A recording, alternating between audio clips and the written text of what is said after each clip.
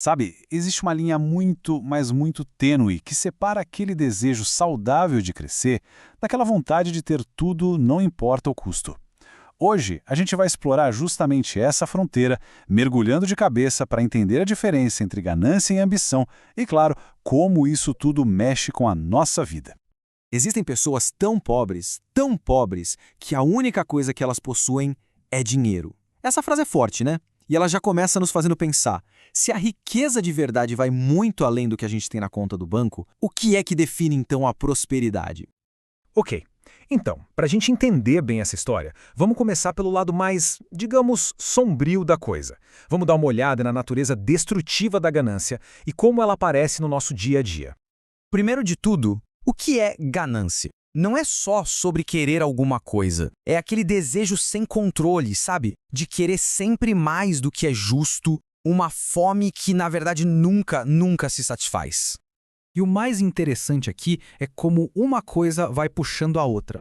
A ganância acaba alimentando um ciclo muito ruim. O desejo de ter o que é do outro gera inveja. Se a pessoa não consegue, vem a frustração. E para conseguir, muitas vezes, ela parte para corrupção, para enganação. É como se fosse um veneno mesmo.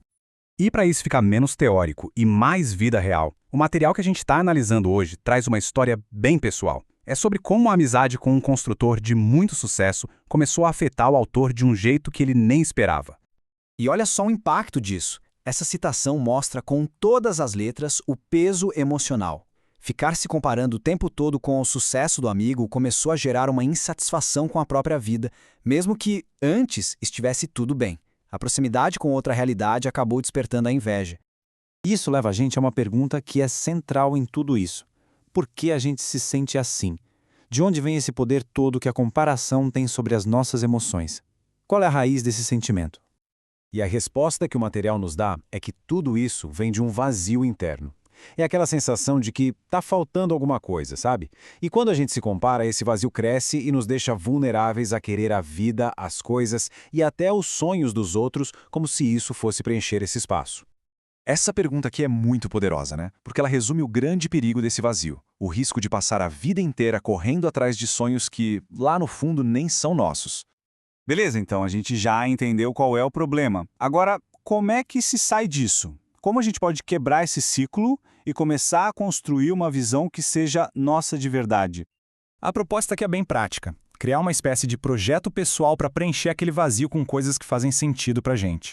A ideia é dividir nossos desejos em 3 categorias. Primeiro, as metas, coisas de curto prazo, tipo comprar um celular novo.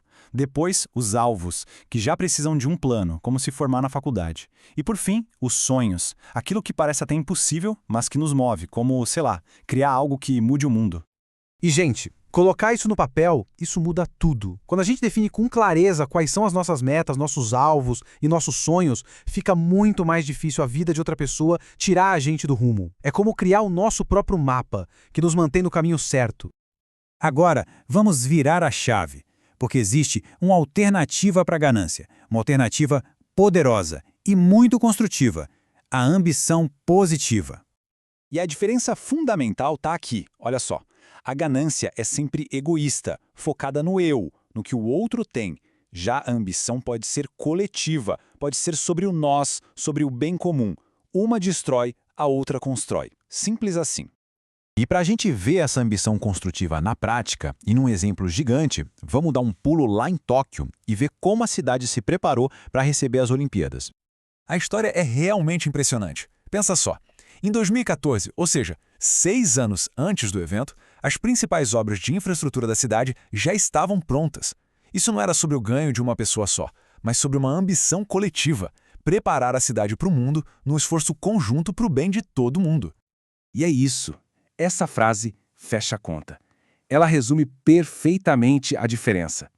Enquanto a ganância isola e destrói, a ambição, quando é bem direcionada, tem o poder de unir e de construir algo muito maior do que qualquer um de nós sozinho. Isso tudo nos joga para uma outra questão bem importante sobre o nosso poder de influência. No final das contas, quem está no controle? Somos nós ou é o ambiente que está em nossa volta? E a ideia aqui é muito forte. A gente foi criado com a capacidade de dominar, de transformar os nossos ambientes.